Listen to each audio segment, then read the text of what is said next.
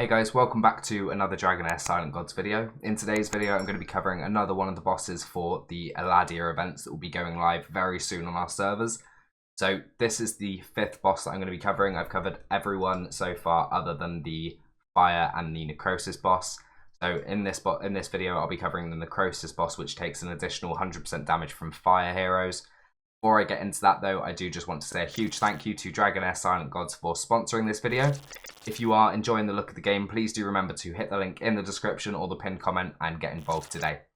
So next up we've got the fire boss, well, the fire beneficial boss, as I mentioned. So I think this is one that I'm going to struggle with more than the others due to the fact that I don't have any crazy wild legendaries. I don't have a flora or anything. I do have some good options, but most of all I do have some good burn options, which I'm trying to mess around with to see if I can make work on this boss due to the fact that they are leveled already, and I don't really want to have to commit to many more things at this point of the season. Later on in the season, I'm not worried about leveling up some of my burn heroes to make more teams for the Chaos Shadows. However, at the moment when resources are a little bit limited, I want to work with what I've got. So this is the team that I've been testing on this boss. As I said, it is using two burn heroes, so the exclusive and Durham. And then it's got two supports and a third who is there for for dealing with the buffs. That will make a lot more sense in just a second when we go through the boss's skills. So as with all of these bosses, 270 accuracy is the recommended amount, and it does take 100% increased fire damage. So the first passive on the boss, when the monster has one or more buffs, decreases damage they take by 20%. So as you can see, buff stealing is really important. Then they are immune to all control effects. The next passive is the hero gains stackable total damage bonus permanently when they release their ultimate skill. So that increases 200% of the damage dealt for every stack, and it's unstoppable, undispellable, and permanent. This is almost like a soft enrage for these fights. Eventually they are going to do so much damage that they either kill you or you just survive the whole 5 minutes. So as for the boss's skills, so the first skill is the monster gains a random buff for 10 seconds, dealing necrotic damage to the target. The random buff is selected from the following: 15% attack up, defense up 1, 30% damage up, and damage reduction. So back, as you can see, these buffs that it's going to be gaining twice throughout the fight are going to need to be removed. And then finally, the ultimate skill deals necrotic damage to all enemies. When the monster has one or more buffs, the damage dealt by the skill ignores the target's shield, immortality, and invincibility. So you want to make sure at the very least that there's no buffs up for when this skill goes out. So the boss at this point will have two buffs unless you've already removed them. So whether that be using somebody who can put up buff prohibition or somebody who can actually remove the buffs. I'm choosing to use Holdork here. I've actually got him unbooked and he's working absolutely fine. So as you can see here, on his ultimate skill, he has a 100% chance of dispelling two buffs and also places some debuffs and reduces ultimate energy. However, that bit is not important. We only care about the buff removal. Few other options you could use. Let's just quickly run through those. Fire and Radiance. So first of all, if we look at buff dispelling, so you can use Victor. Victor's really good at reversing the buffs and making them a negative effect instead. Dane, once again on his ultimate, has a chance to, 100% chance to dispel two buffs from the enemy. Chrysos, what does he do? No. That's only shields. But some really good options that are epic is Liko. Liko is available from Season 1 Pillar of Trials, I do believe. Liko here, as you can see, if the hero has any buffs, they have a 100% chance of dispelling one buff on the target. That won't do it on its own, so you'd need somebody else instead. Fire on his ultimate skill dispels two buffs, and also on his battle skill places buff prohibition, which is really strong for this fight. So realistically, Fire is probably a better option. However, I don't want to have to use the epic books on my account, so I've chosen to use somebody I've got leveled already. That's Holdork. So the way this works, I haven't got any timings. Oh, I do have timings actually I can use. So yeah, just to run through the skills here, I've got Acilia, who I'm using as my tank. She's also my healer for this team. So she's wearing the Ancestral Protection set. She's built with Enlightenment, and she does have the Everlasting Diamond from Pillar of Trials in Season 2 as her artifact. Next up, I've got my Elminster. So Elminster is built with enough accuracy to place attack penalty and also enough enlightenment to get some good shields from him.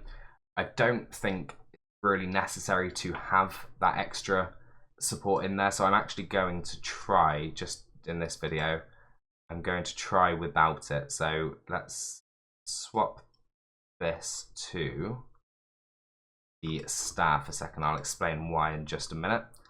And I'm going to get rid of Elminster, and we're going to bring in another burn hero.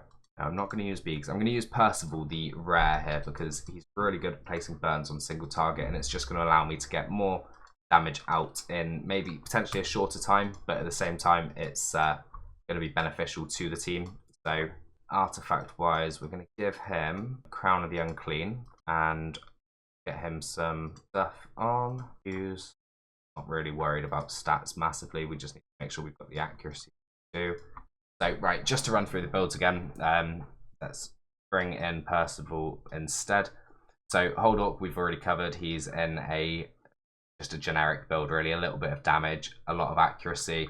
Wearing the Rift Hourglass just to ensure that he's getting his skills back more frequently due to the fact he's not booked. He does have some skill haste as well to aid with that. Acilia we've covered. I have swapped her into the Gatekeeper's staff, of course.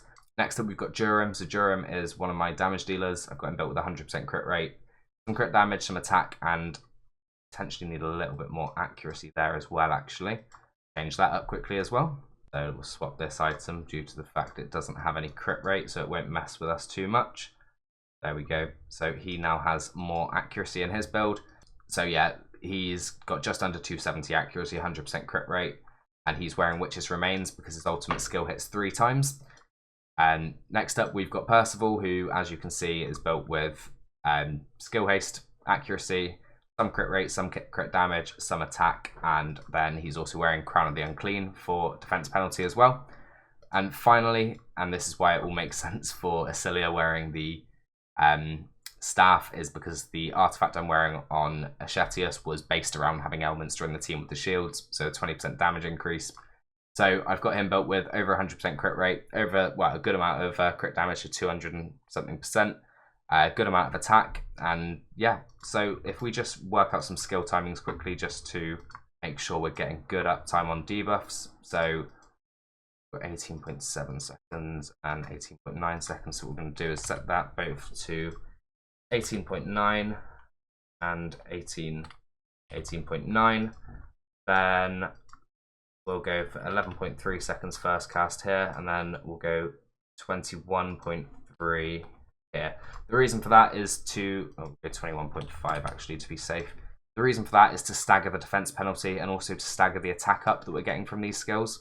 So as you can see, Durim is placing 25% attack up, and Percival places 20% attack up. So this means that Ashetius will be getting these at all times, whether it be the stronger one or the weaker one. And as for this, actually, you know what, I'm not going to just reset it. 1.5, 18.9, 18.9, and that's default. I'm not going to set any timings on Hold Orc, he'll just do his thing. So yeah, that is the team. So I'm just going to hit run and see how it plays out. As I said, if you wanted more damage, you would be better off running somebody like Flora in a wild team because they do so much more single target damage. However, due to the fact I don't have any of those legendaries, it's a little bit more difficult for me. This team does work really nicely. It gets me well over the top chest requirements and will be perfect going into the probably the second week of these events. It's probably when I'll use them. And I imagine I will probably, if this works out, I will definitely build Percival myself as well instead of running a second support in Elminster.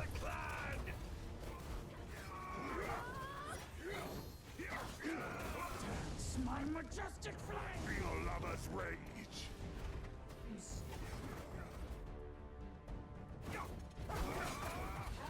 Pull yourself together! Arms away! For the clan! Feel lover's rage! Dance! My majestic flames! Take heart! Arms away! For the clan! Feel lover's rage! Dance, my majestic flames!